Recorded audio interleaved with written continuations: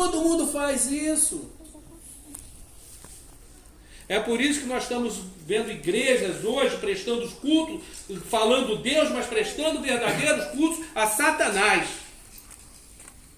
Porque o pior do que a mentira é a meia-verdade. Porque a mentira, ela é exatamente o contrário da verdade.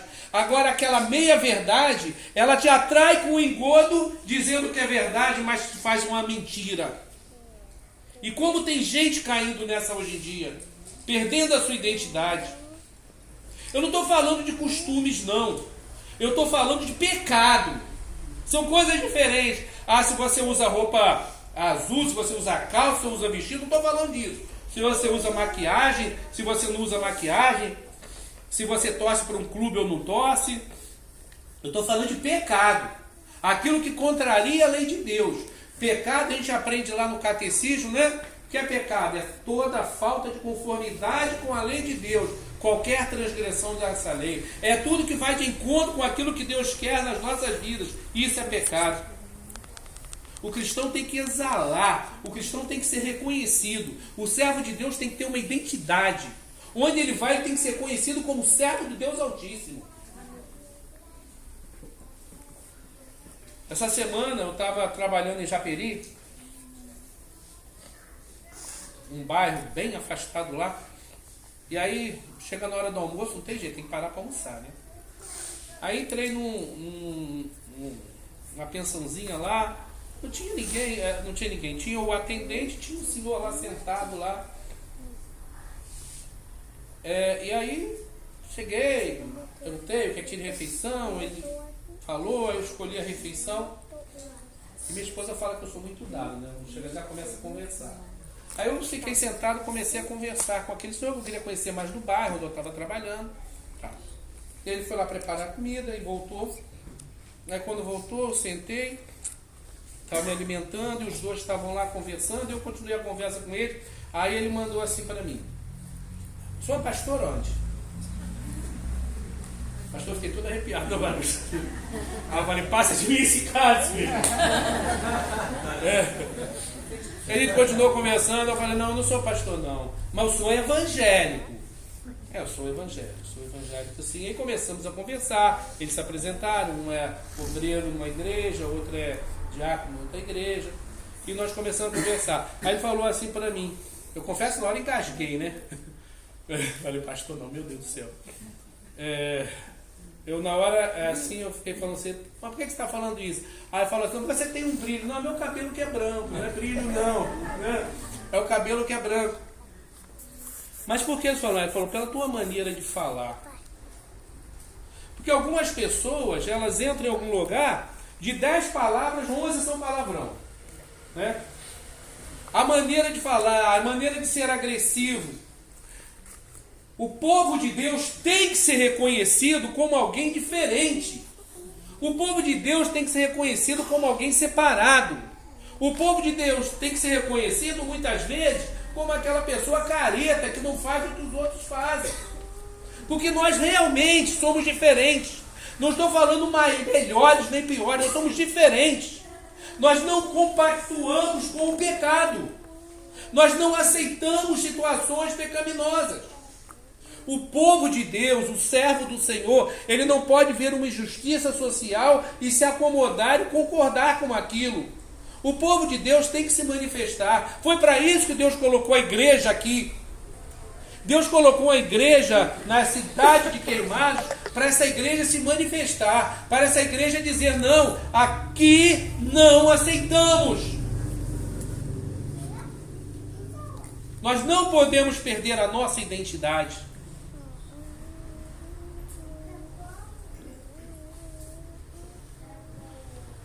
1 Pedro 1, 18 e 19. Sabendo que não foi mediante coisas corruptíveis como prata ou ouro que fostes resgatados do vosso fútil procedimento que vossos pais vos legaram, mas pelo precioso sangue, como de cordeiro, sem defeito, sem mácula, o sangue de Cristo. O preço pago na cruz foi muito alto. E para nós não custou nada, só aceitá-lo. Só o reconhecimento desse sacrifício.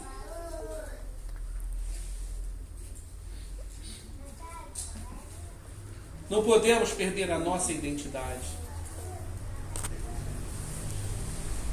O que eu aprendi com esse texto, quero passar para os irmãos, nos versículos 8 a 13, quando fala também sobre o alimento que lhes foi servido, que Daniel decidiu não se contaminar com as iguarias do rei.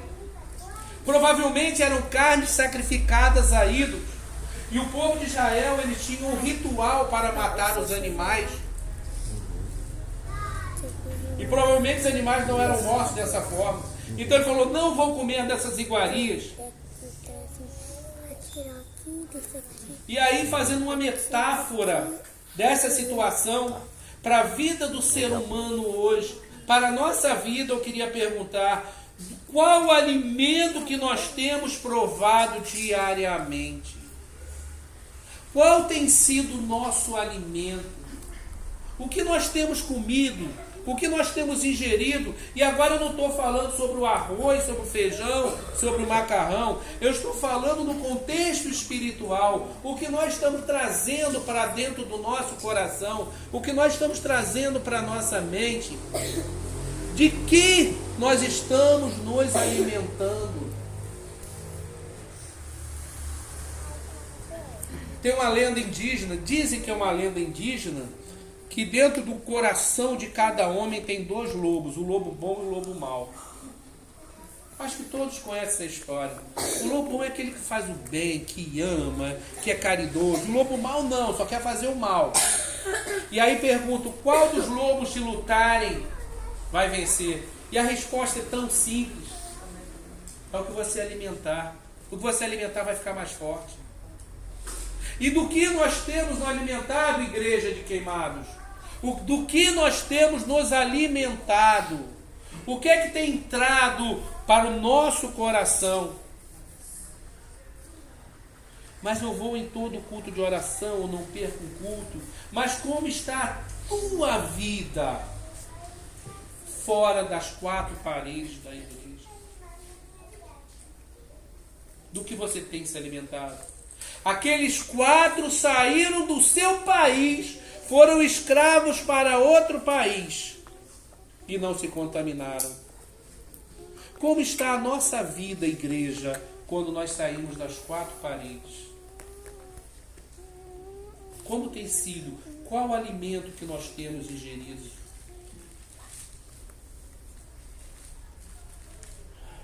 Muitas vezes é preciso cortar alguns ingredientes da alimentação. Os diabéticos cortam açúcar, os hipertensos cortam sal. Às vezes, para você viver melhor, ter uma vida melhor, uma vida saudável, alguns alimentos têm que ser cortados da sua alimentação. E talvez não dê para fazer essa metáfora, porque quando eu falo do contexto físico, basta muitas vezes, os médicos falam, diminua a ingestão de sal, diminua a ingestão de açúcar. Mas quando eu trago para o contexto espiritual é diferente, é corta, tira, acaba, para de consumir. Tira da sua vida qualquer raiz de pecado, tira da sua vida qualquer coisa que te impede de servir ao Senhor. Tira isso da sua vida. Para de se alimentar do que é podre. Porque às vezes se parece que aquela iguaria tão gostosa, né? Você olha para a mesa, aquele manjar. E você olha aquelas carnes, né? Aquele manjar. Mas quando você abre, tem bicho ali dentro. Está podre. Está destruído. E aquilo que você alimenta, aquilo que você bota dentro do seu organismo. E vai te fazer mal e vai te consumir.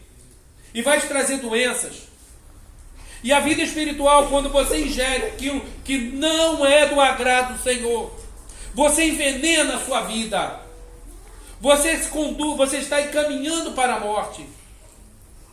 E o Senhor quer dizer nesta noite, se alguma coisa atrapalha o teu caminho, o teu crescimento espiritual, tira da tua vida.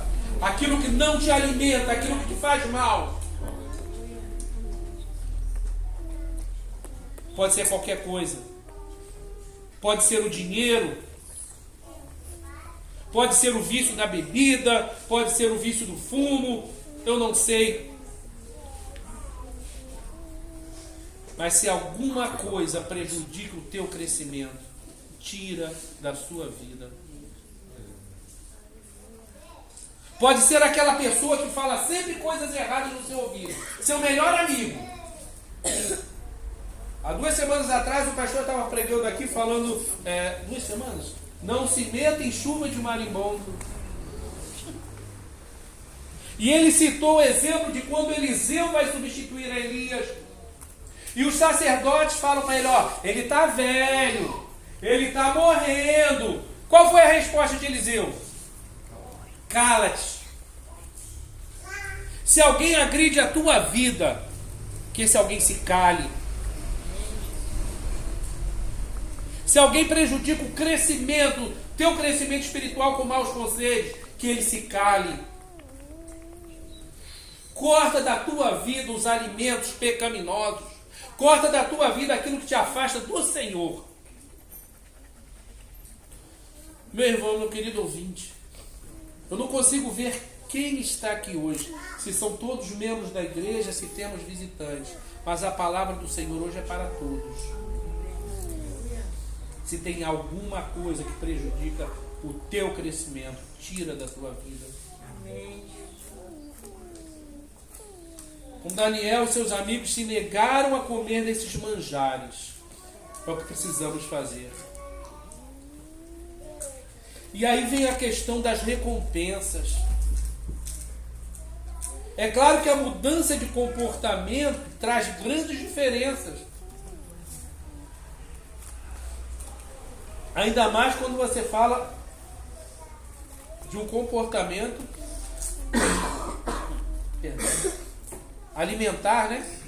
Quando você muda o seu comportamento alimentar, você muda a sua vida, a sua saúde.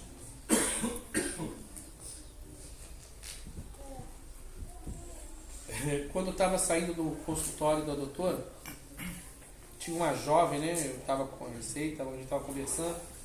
Aí a gente comentou com a menina, ela falando, começar é difícil. Ela me falou, dá certo, é uma boa doutora. Eu emagreci 18 quilos. Quase que eu falei para ela, eu achei eles. Achei os quilos. Mudança de comportamento tem consequências. Muitas consequências. E a gente vê as consequências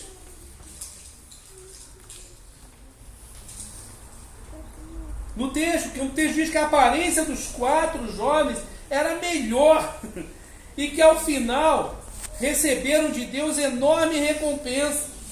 Mais inteligente, de melhor conhecimento, Daniel ainda recebeu não só inteligência, como a capacidade de visão e sonhos. Nós estamos falando, meus irmãos, de um Deus que honra seus filhos. Um Deus que atende orações. Um Deus que cuida dos seus filhos. Um Deus que atende às necessidades do seu povo. Amém. Nós estamos falando de um Deus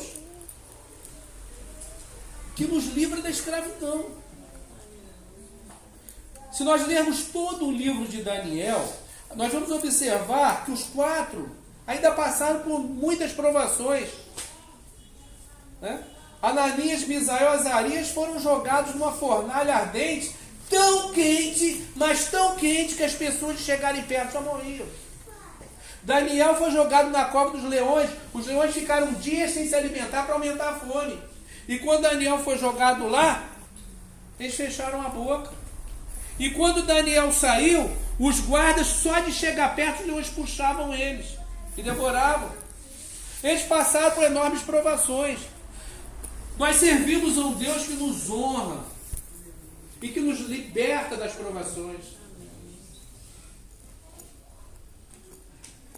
Nada que aconteça com o servo do Senhor é maior do que ele possa suportar. Nós cansamos de cantar isso aqui.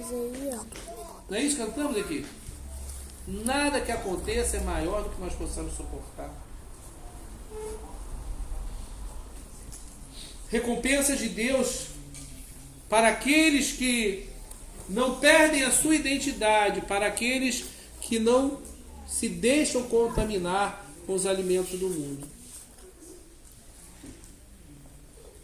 Mas que recompensa, a gente pega a Bíblia lá em João 3,16, porque Deus amou o mundo de tal maneira que deu o seu único Filho para que todo aquele que nele crê não pereça, mas tenha a vida eterna. Que recompensa maior do que essa? Vida eterna. Né? Tem prêmios aí, né? A pessoa faz um concurso e ganha um prêmio. Ah, você tem um final de semana em Búzios, né? Ou então você vai ganhar uma viagem para, não sei, para a Europa. Mas não, a gente está falando em vida eterna. É o prêmio. Para todo aquele que nele crê, não pereça, mas tenha vida eterna. É muito difícil, meus irmãos, nos dias atuais, eu confesso, manter nossa identidade. Isso não é fácil. São tantas as vezes que tentam trocar os nossos nomes. Quantas vezes? E às vezes até com falsas acusações tentam trocar os nossos nomes. São tantas as vezes que temos a nossa fidelidade a Deus posta à prova. As tentações são as mais diversas. São tantas as vezes que nos oferecem, né, alimentos contaminados para destruir a nossa vida espiritual. Constantemente o servo do Senhor é enredado em situações onde aparentemente a única solução é agir contra aquilo que nós acreditamos. Ah, não tem jeito, vou ter que fazer. Lá no trabalho todo mundo faz, não tem jeito, eu tenho que fazer. Quando você se encontra preso e pensa no seu íntimo, eu vou sucumbir, não tem mais jeito. Mas é preciso, meus amados, acreditar que Deus está sempre presente. Eu aprendi isso.